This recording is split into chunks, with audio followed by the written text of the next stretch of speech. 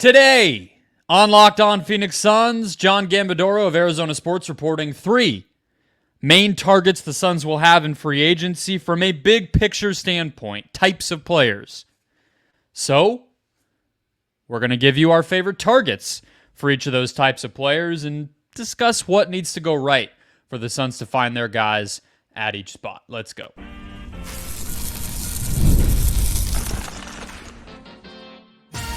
You are Locked On Suns, your daily Phoenix Suns podcast. Part of the Locked On Podcast Network, your team every day. And we're back. This is Locked On Phoenix Suns, part of the Locked On Podcast Network. I'm Brendon Kleen, your host. Welcome to the show. I am a credentialed media member covering the Suns for the past 7 seasons and the host of the Just Basketball Show wherever you get your podcasts. Appreciate each and every one of you making Locked On Suns your first listen to kick off your week. Happy Monday. If you have not already, hit follow or subscribe wherever you are finding us. We are free and available on YouTube and all podcast platforms, so just hit that button. Get a new episode in your feed every single Monday through Friday from here through the rest of the offseason and beyond. Become an everyday or get locked onto the Phoenix Suns right here every day. Draft's like 2.5 weeks away, and so we're going to get some news as the finals continue.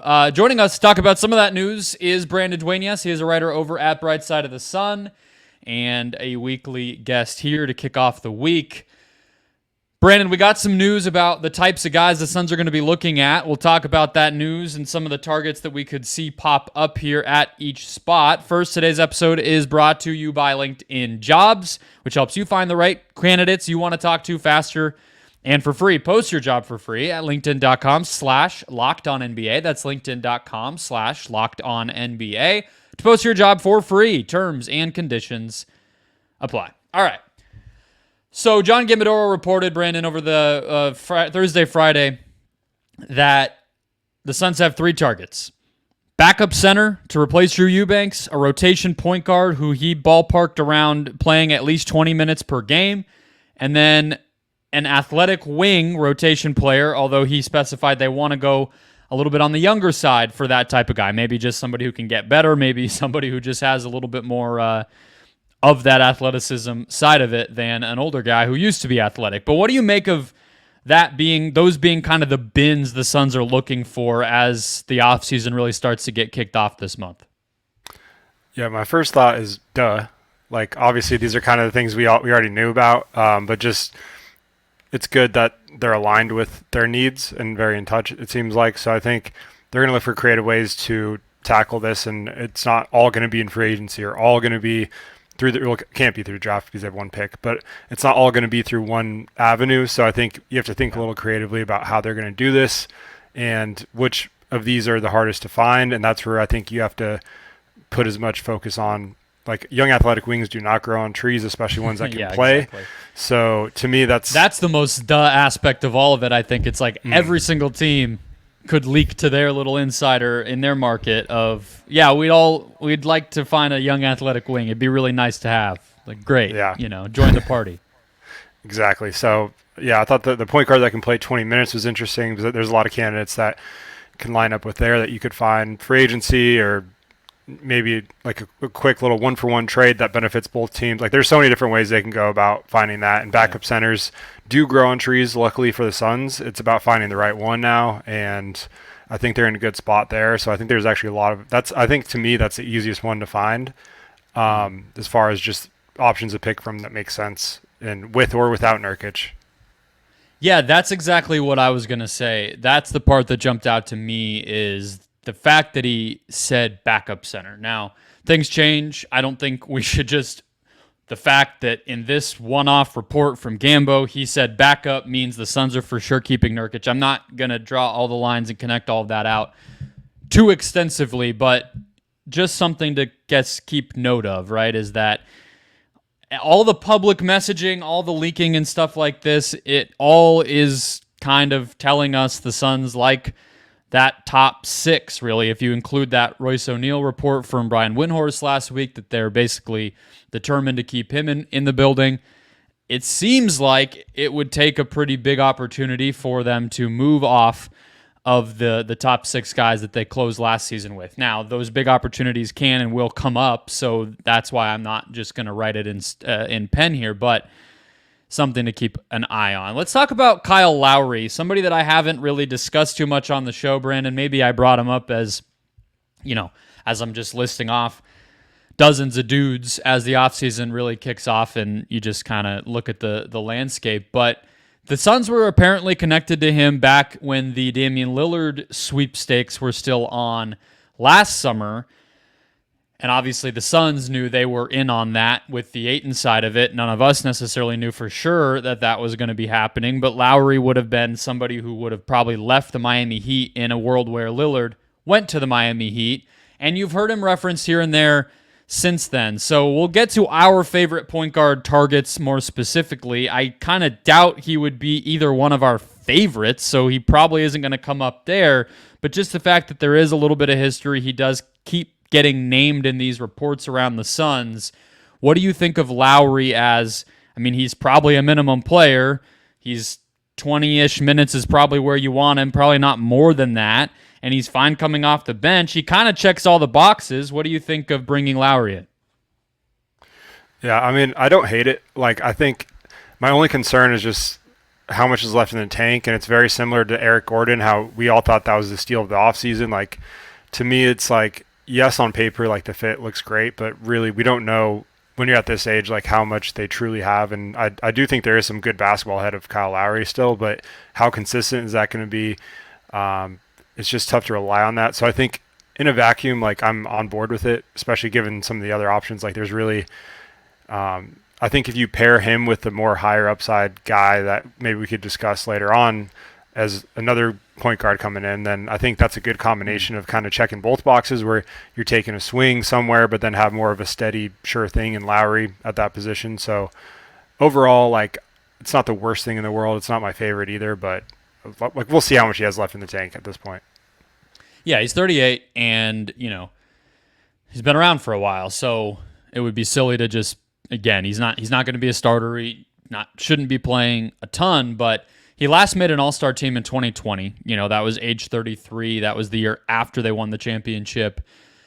But even since then, the one thing that's held steady is he's still shot from deep really effectively. 40%, 38%, 35%, and 39% in the 4 seasons, even since his last all-star appearance. Last year, with both Miami and Philly, it was very much a role player, but he just doesn't make mistakes. He can play bigger than he is.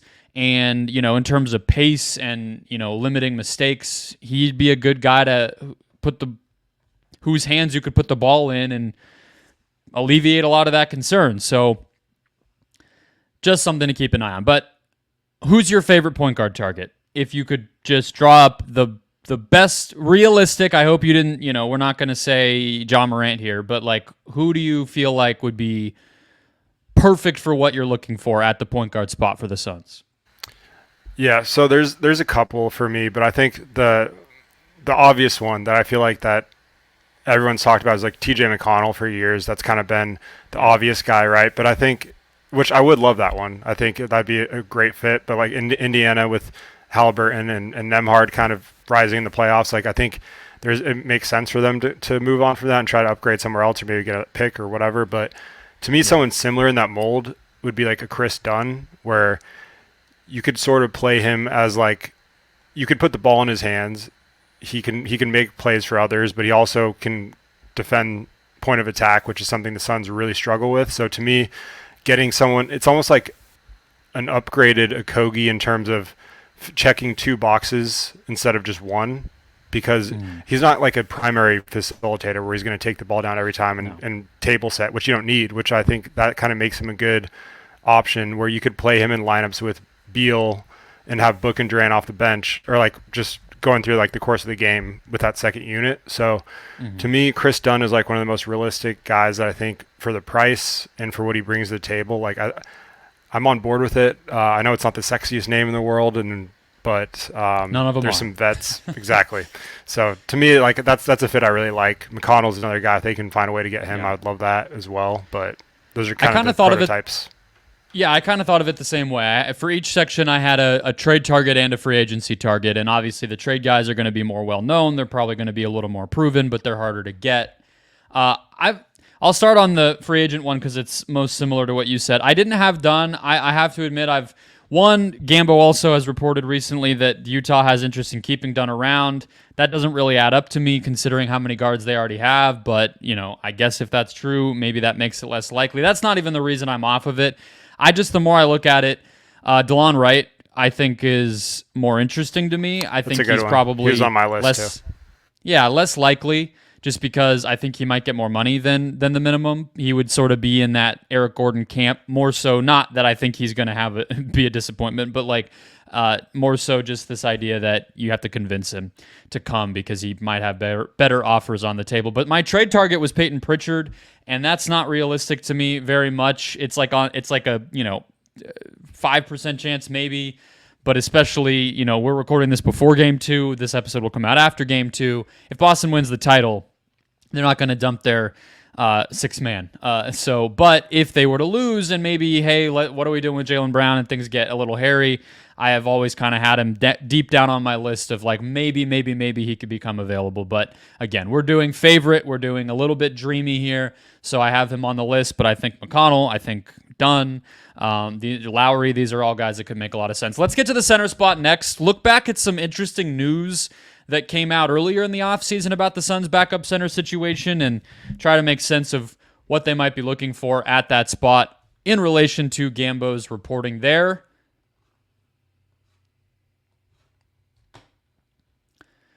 First, today's show brought to you by eBay Motors, my favorite place to buy any car part. And I'm not just saying that. I've bought from them multiple times. I have another wheel cover off. I might have to jump on that. My car's making another noise. It's always something, but with eBay Motors, they know the formula for winning championships is also what keeps your ride or die alive. Passion, drive, and patience. eBay Motors is everything you need to maintain your vehicle and level it up to peak performance, whether that's a supercharger, a roof rack, a headlight, whatever you need. Speed, power, or style, eBay Motors has you covered with over 122 million parts for your number one ride or die. You'll always find exactly what you're looking for. And with eBay's Guaranteed Fit, your part is guaranteed to fit your ride every time or your money back. Because with eBay Motors, you're burning rubber, not cash. With all the parts you need at the prices you want, it's easy to make your car the MVP and bring home huge wins. Keep your ride or die alive at ebaymotors.com. Eligible items only. Exclusions apply. eBay Guaranteed Fit only available to U.S. customers. All right, let's keep the show rolling here, Brandon. So backup center is the other spot that Gambo referenced, and he went so far as to mention that Drew Eubanks is kind of on the outs. But, of course, he has a player option, so let's discuss him and our favorite targets. First, want to remind everybody to check out Locked On NBA all playoffs long for daily breakdowns of all of the NBA Finals games and the latest news, Danny Hurley shenanigans in Lakerland, and more. Good stuff every day over on that channel as well. But, Brandon, back to center. Why did Drew Eubanks tell Dwayne Rankin of the Arizona Republic very publicly and I mean, proudly is maybe me projecting on that onto him, but he was ready to let everybody know he was not only planning to come back, but wanted. And if that's changed and maybe he's not wanted, and hey, maybe that's just Mike Budenholzer, I don't know. Do you think he would pick up the player option now that the Suns' tune might have changed, and if they don't want him? Where do you feel like this is all headed with Eubanks, who it's all in his control? Yeah, so what I'll say is about the first part is let's just remember Frank Vogel saying he had the complete support and trust of the Suns in general. Like, he was very confident he was coming back too. So yeah, true. What do you expect Eubanks to say in that situation? I mean, but here's the thing: is like it was a voluntary interview, right? That's something where Dwayne got a hold of his agent or Eubanks himself, and then just like wrote up an article. That Eubanks didn't talk to all of us after the season, so that's the part that is weird to me. Is like he was like, "Hey man, yes, I'm staying. They want me. This is going to be awesome," and then it's like, no, it's not true. Yeah. So you said his agent, correct? Yeah. There you go. That answers that. Yes. Sure. Yeah. I know. Yeah. It's a weird situation. Like, and I get it. Like, there's always going to be stuff like that where, like, internally, whatever, like they'll play their games, and that's just how the offseason goes. Like, to me, I can't see, like, he gets piled on a lot, but I think either way, even if he does accept it, you still have to make like center. Like it doesn't change. The priority remains the same. You need to find a playable center, whether he's back or not. Well, exactly. Whether he's back or not is what I was going to – that's the best sense I can make of it is they've indicated to him, hey, we don't hate you as a player. We're not demanding that you decline the option and go become a free agent and get the hell out of Phoenix. It's not that aggressive, but maybe they think, hey, you're maybe like our fifth priority as a guy to fill this spot. We have all these other trade and free agent targets that we're going to explore maybe even at 22 in the draft. Hold on. Let's keep you happy. Let's keep a dialogue. It's not a no. Maybe you could be a third option for us and still play minutes. But I think all of us know, they're not going to roll into next season with him as the only option at backup center, given how poorly he played throughout a lot of the season. The stats show it. He just didn't cut it. So they would be kind of crazy to accept that or ask for that situation again next season. Who's your favorite center target if they can get an upgrade over Eubanks and really solidify a spot that plagued them all season into the playoffs? Yeah, so for this one, I actually, like I said earlier, I think there's a lot of options that make sense as a backup center. Like Nick Richards from Charlotte is one I like a lot. Just the size, you could burn 6 fouls. You could have someone that's a rim runner. He could finish at the rim. He could rebound. He checks all the boxes of the type of center you want around stars, and you're seeing Dallas kind of use that example to a T right now with what they're doing with their centers. To me feels like a modern DeAndre Jordan. Like if you took what DeAndre Jordan was in that era and you pumped up the parts that need to be playable in the modern era, like free throw shooting and a little more mobile and things like that, a little maybe physically stronger.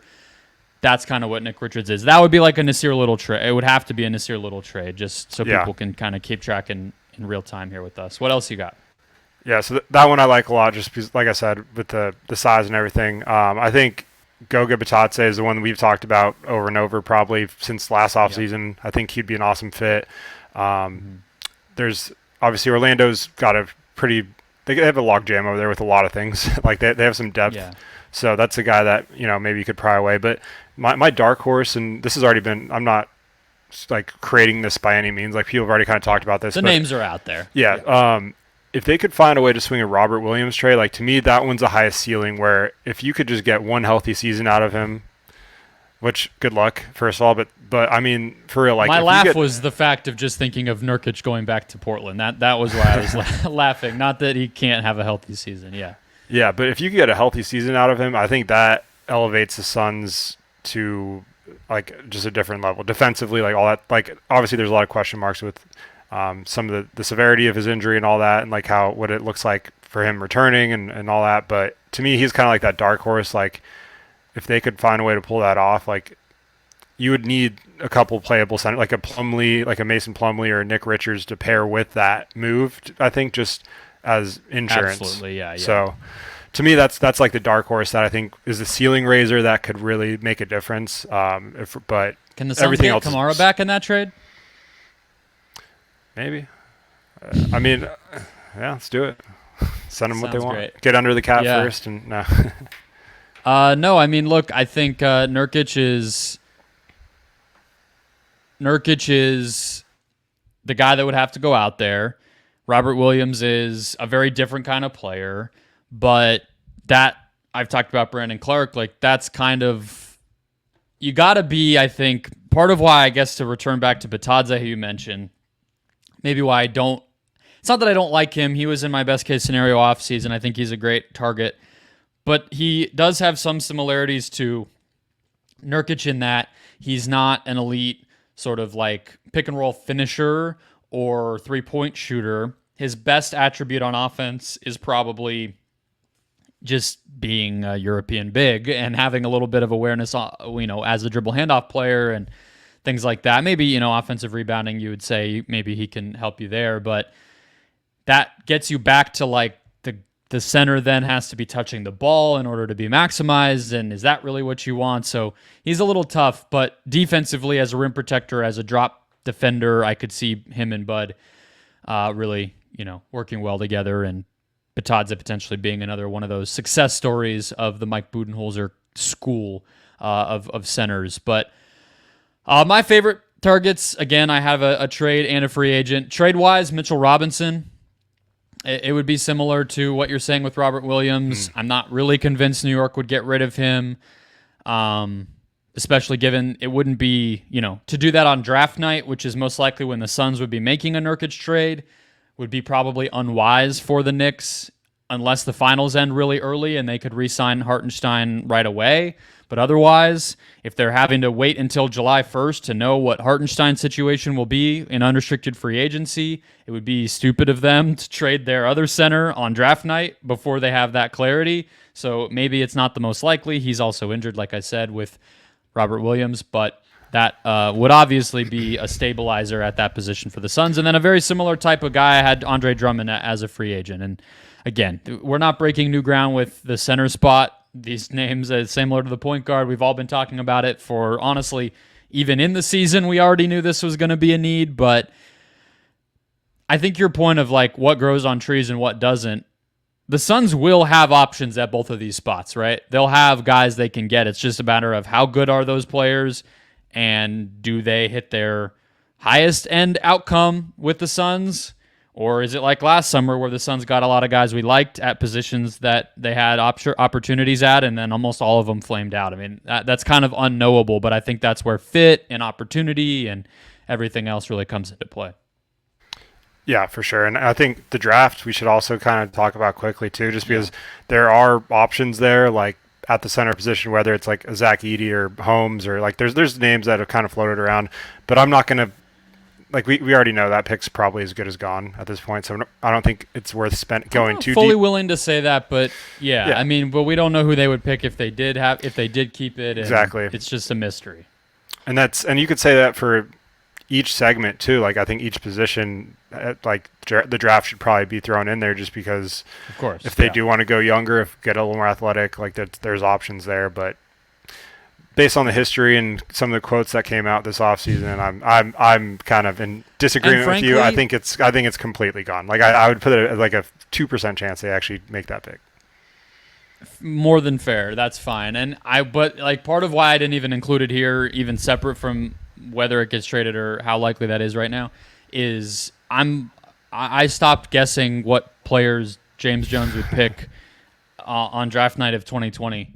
When they picked Jalen Smith. So I don't blame we could talk about 30 names we like at 22, and then it will be none of those guys. So, that's why I'm not going to get my hopes up and say somebody's my favorite because that's just going to set me up for disappointment more than anything else. But let's get to the wing spot where we saw a lot of disappointment last summer, even though the Suns got a lot of guys and a lot of players we were all intrigued by. We'll talk about why that didn't work and maybe where the Suns could go to avoid that disappointment coming up this summer.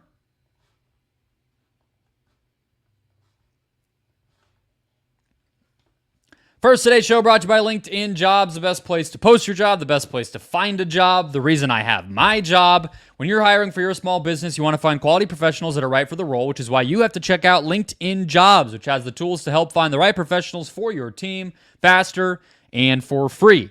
LinkedIn is not just another job board. They have a vast network of more than 1 billion professionals, making it the best place to hire, period. Gives you access to professionals you can't find anywhere else, all while making the process easy and intuitive. Hiring is easy when you have so many quality candidates already on the site. So easy, in fact, that 86% of small businesses get a qualified candidate within 24 hours. I will tell you again, the job that I have now, which I have loved, I've been at for almost a year now, it has been a perfect fit, and it was all thanks to LinkedIn, which showed me, hey, not only are you qualified, but the pay is right where you want it to be, and the benefits and all the different things that need to be right for you to make that leap. I was able to say yes. They were able to see that I was qualified because my profile was updated and accurate. We got that interview scheduled, and I was hired within a week. Join the 2.5 million small businesses using LinkedIn for hiring. Post your job for free at linkedin.com/lockedonnba. That's linkedin.com/lockedonnba to post your job for free. Terms and conditions apply. All right, Brandon, let's close out the show. So why do you feel like when you look back at not only the signings the Suns got with Keita Bates-Diop and Yuta Watanabe and even re-signing Josh Okogie, getting Nasir Little later on in the offseason in the DeAndre Ayton trade, in October. When I was thinking back through it, all those guys got an opportunity because of the injuries early in the season. So it's not like we can say they never got a chance or we didn't see them, or you could maybe say they should have played more, or you might have liked one guy's minutes more than the other, but they all played and they all had a chance. And by the end of the season, none of them were reliable enough to get minutes in the postseason, and Royce O'Neal kind of just took all of their spots. Why did that happen? Why did it go so wrong? I think the first thing we got to do is just kind of, when you're in off-season mode, you talk yourself into everyone, and then every fan base is guilty of this. It doesn't matter who you are. It's just, this is the greatest signing. He's going to fit so well. Like, realistically looking at it, though, like, there's a reason these guys are on minimums, and I think not being proven commodities, like, that's really finding that upside versus proven, like Royce O'Neal, for example, isn't a sexy name, but he's someone you know is going to make a difference at some point in the season, and you could rely on him. So these upside guys like a Keita Bates-Diop, like, he was never relied on in San Antonio. He never played meaningful minutes. Watanabe's primary trait was shooting, and he didn't shoot, so it's really tough to stay on the court if you can't do what you're advertised to do. So with him, that was kind of, it's just like one by one you can go through and kind of nitpick each thing. But I think really, though, like, I still think they did a decent job of taking those swings. I just would have liked to see maybe a quote unquote sure thing sprinkled in with some of those swings. And I think this offseason they should try it. That's why Kyle Lowry, for example, you know what you're going to get out of him, and I'm fine with adding someone stable like that to the rotation. But if you could pair that with those high upside swings and just hit on one of them, like we've talked about, like, then you're really cooking there if you could do that. But it's easier said than done. I think that, well, one, that could just be Royce O'Neal now, right? I mean, that's a part of it too, where you added another in the trade. You now have one more surefire rotation guy. I think they thought that was going to be Eric Gordon last year, and I wouldn't say he was awful, but he was definitely not as reliable and consistent as you would have needed him to be to help weather the storm of Beal being out early in the season and then Booker having some time out as well and everything else. So, yeah, I think I've said before, the whole buzzword last offseason when James Jones did an interview about it was mid-prime veterans. That was kind of the way he described it, and I don't think we'll see that same approach fully this offseason. However, if we believe, Gambo's report to be accurate, which I do, he emphasized young, and we hit on that at the beginning of the show. So they do seem to feel like they want to find somebody like those players I just listed who they got last offseason and just hope it works out better. But I think that's why having Royce, who will be in that rotation at probably ahead of these guys, at least on opening night, helps you so you're not putting them out there. Because I think, to answer my own question, to me, confidence was definitely a through line in why a lot of these guys struggled, right? It was, like you said, with Yuta, maybe that was just never going to work out. He was really being put into a bigger role for the first time ever. Winning team, losing team, whatever. He had never really played a lot. Whereas Keita, I feel like still, if he just had a little bit more confidence and aggressiveness on offense, I still believe he could have been part of the solution there. Nasir Little, kind of the same thing. So because of those injuries, those guys were really exposed. They had to face a ton of pressure to perform. It's like, KD's scoring 40. Can you just make your 2 shots and we'll win this game? And the answer was no a lot of nights, because I think they were very much in their head about it. So who cares what those players develop into now? They're not on the Suns. Nasir Little might not be on the Suns for much longer. We'll see. But you kind of want to avoid those pitfalls. You can't ensure that you have health again, but to your point, having some rotation protection ahead of that, I think, will help if they are wanting to find a young guy. All right, with that said, favorite young wing target. I'll give you my 2, and they're both a little out there, but this is the area you said they don't grow on trees. The names are going to probably have to be a little bit more out of the box maybe to land on somebody who does break right. So I went AJ Griffin as the trade guy. He's a player. He's on Atlanta, first-round pick 2 years ago, had, I think, like a mental health absence last season, as well as injury, was in Quinn Snyder's doghouse, it seemed like, only played 20 games, barely saw the court, not sure really what's going on, but I think he's a guy at 6'6" who can shoot, has length. That seems like a great bet if I'm making a, Nasir Little plus a pick type of a trade to go get somebody and kind of turn their career around on a good, in a good environment here. And then the other one, free agent-wise, somebody that I had number 2, I believe, on my list of targets in last month when I first broke down all the free agent options is Trendon Watford, 6'9" forward, shot it on a low volume, but he's made his threes in the NBA and has the length and size that, I mean, he's basically like what maybe a little closer to a higher floor version of what Keita Bates-Diop should have been on this team. Coincidentally also has the Brooklyn connection, which is where Bates-Diop ended up. But since I last brought him up, Brandon, Brian Lewis, who covers the Nets for the New York Post, speculated on a podcast that he said it's less than 50% chance that Watford will be back. And if his incumbent team's not re-signing him, that makes it a lot easier to go out and get him, because I'm not sure he's going to have offers more than the minimum. And if the Suns can convince him he'll get playing time here, I kind of like it. So I know that was a lot. Give me your favorite targets here, and we'll just bounce back on which one makes the most sense. Yeah, you would take one of mine. Watford was on my list too. I've liked that fit for a while, so I think that's a good call. I think a good team needs to get him. Like, honestly, even if it's not the Suns, like he's going to be good on a good team, it feels like, for sure. I think so, and that's kind of why I like Nick Richards too, just in Charlotte. I feel like he's being on a bad team. Like when you get those young players that are putting up numbers and like contributing in like bad environments, like I always like to see what they look like in a different environment where they could thrive and get minutes and have to do less. So to me, that's kind of why I like Watford, because even in Portland, like prior to going over to Brooklyn, like he had a rough stretch where he was, I think last April, kind of end of the season, where he was on a tear too. So I think there's definitely something there. So I like someone like that. I like the reclamation projects of like looking at the 21 or 22 draft and seeing which wings have kind of fizzled out, and is there something maybe the Suns can do to take a swing on them at the back end of their roster. But to me, this is the hardest one to find. Like Jalen McDaniels maybe like is another guy that could be worth a swing if you could. But something's again, weird with him. Those guys who have bounced around and had opportunities in a bunch of different situations and not stuck anywhere. Yeah. Obviously, like you can Jr. convince yourself. Well, yeah, I mean, right, but it seems like, I mean, I don't know. It's pure speculation. I'm not trying to be specific. Like, I know the whole situation, but it seems like there's something that prevents him from getting minutes and being in the good graces of his, like the Sixers. 2 years ago, they go and get him in the offseason, and it's like their one big move, and then he doesn't even play in the playoffs. It's like something's a little weird with him. So that one would make me skeptical. But, I mean, yeah, who else you got? Exactly. So that's why it's a swing. So him and Watford were my two.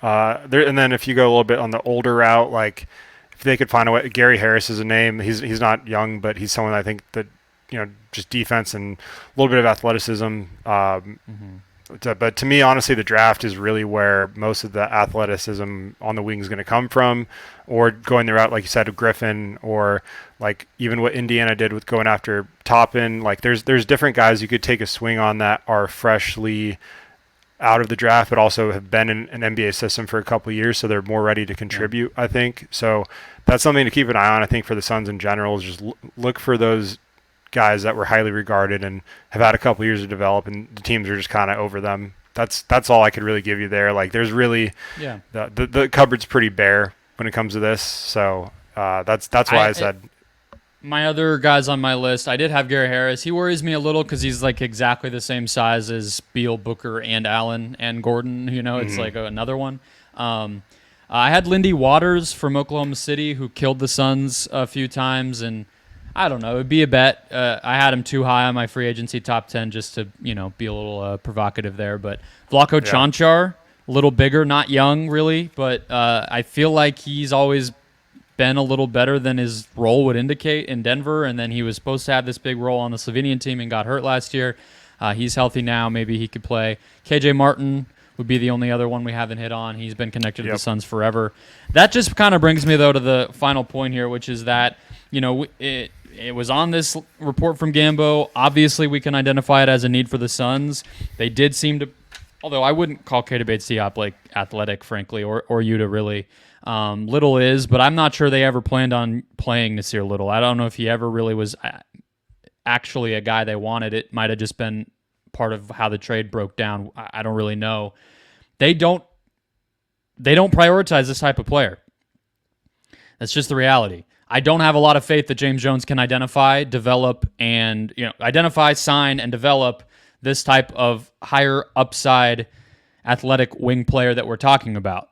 That's kind of why I leaned like Watford makes some sense, because he's a little more in the mold of the players James Jones has seemed to like. But unfortunately, you go back to Cam Johnson and all these players, it's just not really James Jones's MO to target these types of, freak athletes that you got to sculpt into something. And I don't necessarily associate Bud as that kind of coach either. So I don't know. Maybe we got to rein in our hopes there of somebody who's a little more of a normal fit, and maybe it does come from the draft. An older upperclassman in the draft could be kind of the best of both worlds here, but they don't grow on trees like you said, Brandon, but also there's a lot of them because it's exactly what everybody knows the NBA needs. So a lot of them enter the draft every year. A lot of guys who are kind of athletic get prioritized over, maybe lesser athletic players. So there are a lot of dudes. It's just how many of them are trustworthy when you're trying to go win a championship. I think that's the question. Exactly. And it's like there's guys, reunions you could talk about.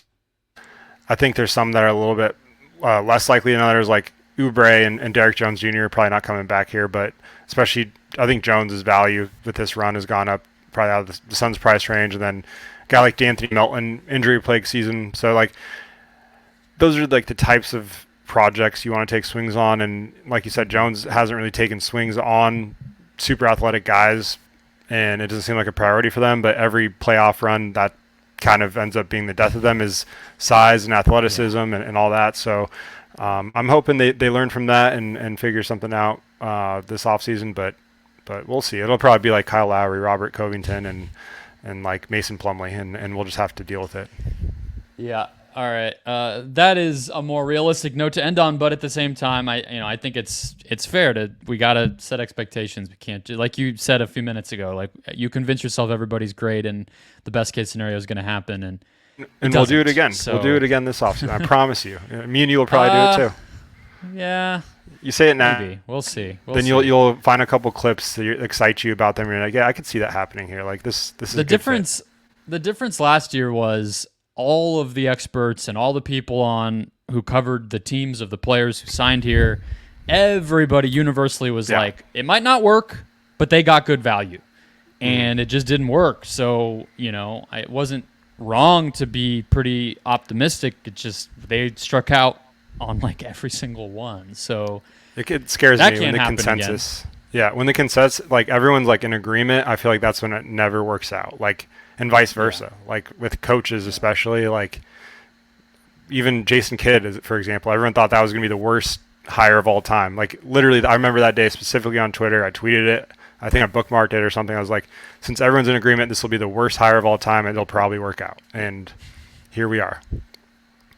Beat the Suns, made it to the finals, got another extension. Yeah, so you never know. Things are crazy, and it is all about fit and fit with personalities, fit with the coach, fit with the players. It is a crapshoot when you're talking about this caliber of player, and you just got to land it correctly. But that's the job. So we'll see what the Suns can do. If they can find a rabbit out of a hat here, or maybe they do just opt toward the vet, and young means like somebody who's 31 in this case, and we're all looking in the wrong place. But either way, we'll be here to cover all of it. Hit follow, hit subscribe, more news, more analysis throughout the week. I'll have Stephen Perjone to end things as we do every week, but also next week you have to look forward to Zach Cohen of Real GM. I'm going to talk draft prospects and everything else. Local guy, doesn't really cover the Suns, but happens to live here, likes the Suns. We're going to talk draft fits at 22.